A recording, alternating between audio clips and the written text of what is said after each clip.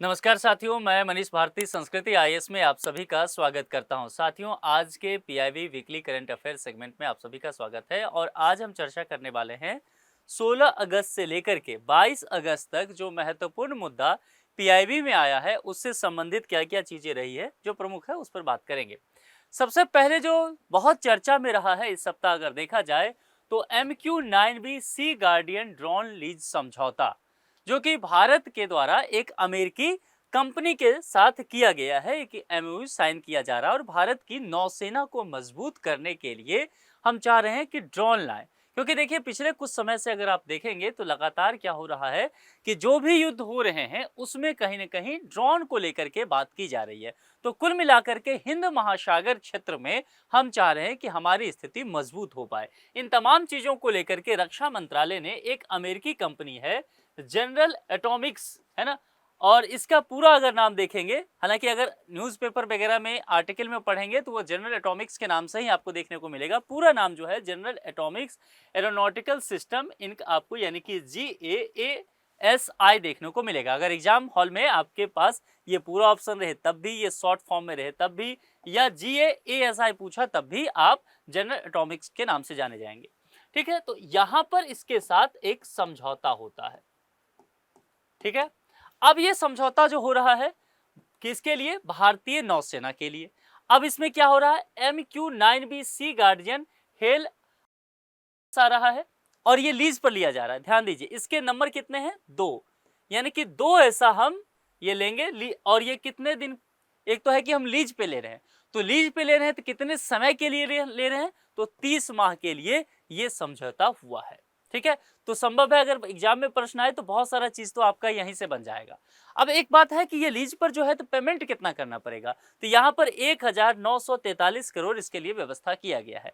और ये ड्रोन होने वाला है। जैसा मैंने कहा कि ऑपरेशन सिंदूर में हमने देखा कि ड्रोन का अधिक इस्तेमाल हो रहा है ना, यूक्रेन रशिया युद्ध में ड्रोन का इस्तेमाल हो रहा है। इसके अलावा आप देख रहे हैं इजराइल हमास के बीच ड्रोन का इस्तेमाल हुआ है। तो ड्रोन का डिमांड पूरे दुनिया भर में बढ़ गया है। तो इसमें जो ये ड्रोन होगा ये सेंसस बेहतर होगा, पेलोड की क्षमता बहुत यहाँ पर ज्यादा हो जाएगी। और हिंद महासागर जो हमारा पूरा अगर देखा जाए, अगर प्रायद्वीपीय भारत की स्थिति देखेंगे, चाहे वो पश्चिमी घाट हो, पूर्वी घाट और खास करके हिंद महासागर के एरिया में, तो भारत की स्थिति को और मजबूत करने के लिए, है ना, और खास करके मैरीटाइम डोमेन अवेयरनेस हो जाए, इंटेलिजेंस के मुद्दे को लेकर कह सकते हैं, सर्वेलेंस बढ़ाने को लेकर के, इन तमाम चीजों को हम मजबूत करते हुए इसमें नजर आएंगे, है ना। और कोशिश की जाएगी कि इनसे हम निगरानी कर सके और भारतीय नौसेना को मजबूती दी जा सके। ठीक है, अब दूसरा मुद्दा क्या है? कौशल मंथन क्षेत्रीय सम्मेलन। तो एक बात तो आपको यहां से सीधे समझ में आ गया होगा कि एक सम्मेलन हुआ है जो क्षेत्रीय स्तर पर हुआ है, कौशल मंथन के नाम से उसे जाना गया है। अब इसके अंतर्गत क्या क्या चीज है समझिए। 17 अगस्त 2026 को कहां पर हुआ है? कोलकाता, वेस्ट बंगाल की राजधानी। यहाँ पर कौशल विकास एवं उद्यमिता मंत्रालय यानी कि यहाँ की नोडल एजेंसी अगर देखे जाए तो यह मिनिस्ट्री है, इसने कौशल मंथन क्षेत्रीय सम्मेलन का आयोजन किया। सम्मेलन में कौन कौन मौजूद रहे इसको देखना है। देखिए, केंद्र सरकार तो है ही, इसके अलावा राज्य और उद्योगों के बीच कोऑर्डिनेशन मजबूत करने की बात की गई। जो केंद्रीय मंत्री है जयंत चौधरी, उन्होंने कहा कि जो पीएम सेतु योजना है उसके तहत आईटीआई को उद्योग उत्तरदायी, आधुनिक और रोजगार केंद्रित संस्थान में बदला जाए।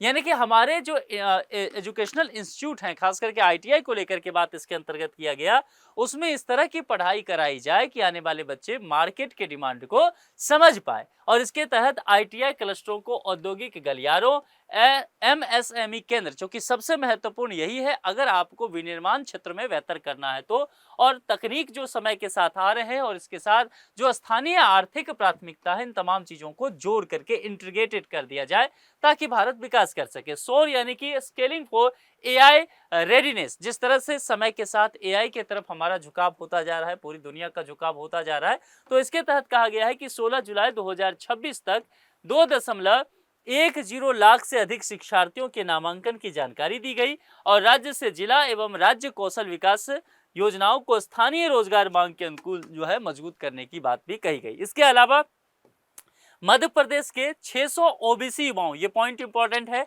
एग्जाम के नजरिए से, यूपीएससी के नजरिए से ध्यान रखिएगा, 600 जो ओबीसी युवा हैं उनको जापान और जर्मनी, किस दो देशों में?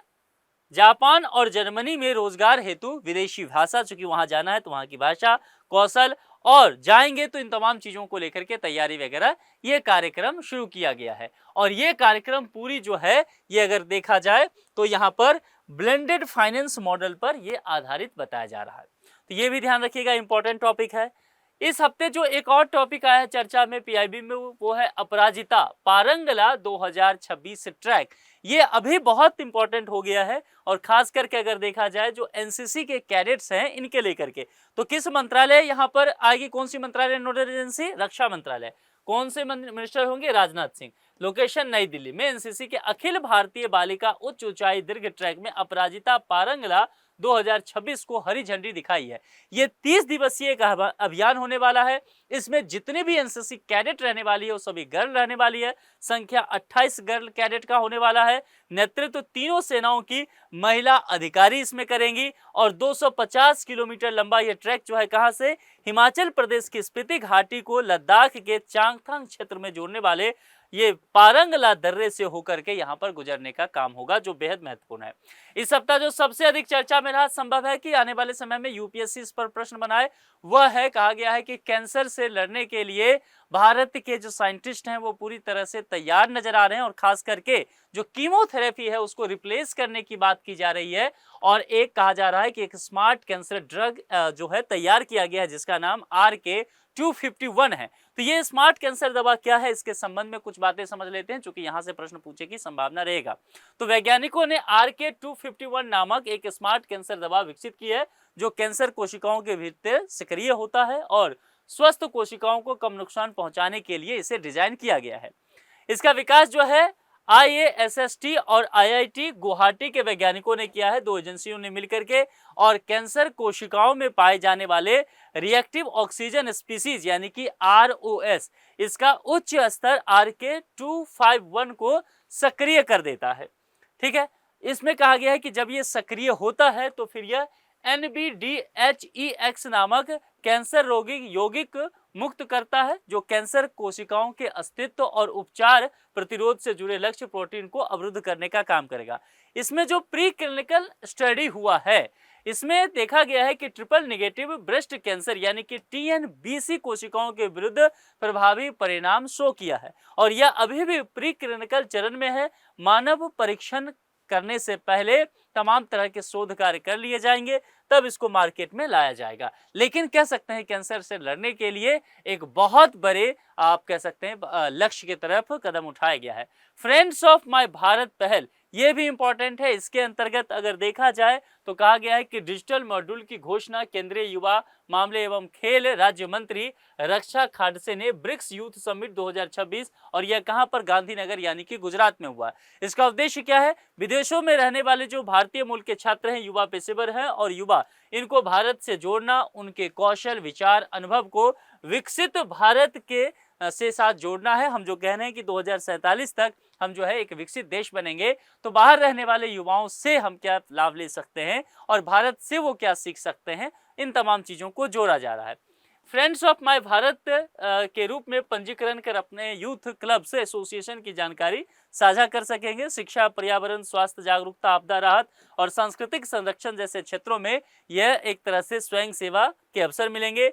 नो योर इंडिया में सेक्शन में भारत की संस्कृति, विरासत, इतिहास, पर्यटन और प्रमुख नेताओं से संबंधित सामग्री भी यहाँ पर उपलब्ध होगा। और माय भारत की शुरुआत जो देखा जाए वह 31 अक्टूबर 2023 को की गई थी। तो ये भी आपके लिए इंपॉर्टेंट है। इसके अलावा आगे की टॉपिक पर चलेंगे तो टेरर साइबर क्वेस्ट 2026 ये काफी चर्चा में इस सप्ताह में रहा, जिसके अंतर्गत भारतीय सेना की टेरिटोरियल आर्मी ने साइबर पीस के सहयोग से टेरियर साइबर क्वेस्ट 2026 यानी कि TCQ 3.0 इसका राष्ट्रीय स्तर पर हैकाथॉन शुरू किया है। अब इसके अंतर्गत तो कुछ महत्वपूर्ण बातें की गई है, उस पर विचार करते हैं, जिसके अंदर उद्देश्य इसका क्या रखा गया है। तो इसको रक्षा हो, चाहे वो साइबर सुरक्षा हो, सूचना का क्षेत्र हो, तमाम तरह की जो नई चुनौतियां आ रही है उसके लिए किस तरह से हम स्वदेशी समाधान विकसित करते हैं, इस पर जोर दिया जा रहा है। और इसमें जो तमाम इंस्टीट्यूशन है, इंडस्ट्री है, जो रिसर्च सेंटर है, गवर्नमेंट के जो ऑर्गेनाइजेशन है, सशस्त्र बल के तकनीकी हैं, सभी प्रतिभागी इसमें भाग लेंगे।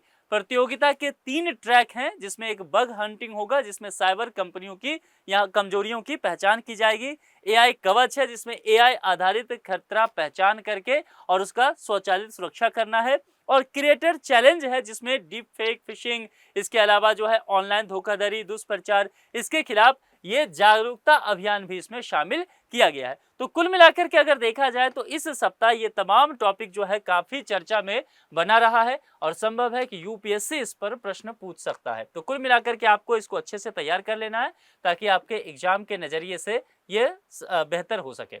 आज के लिए इतना ही। जुड़ने के लिए आप सभी का बहुत बहुत शुक्रिया। Thank you so much.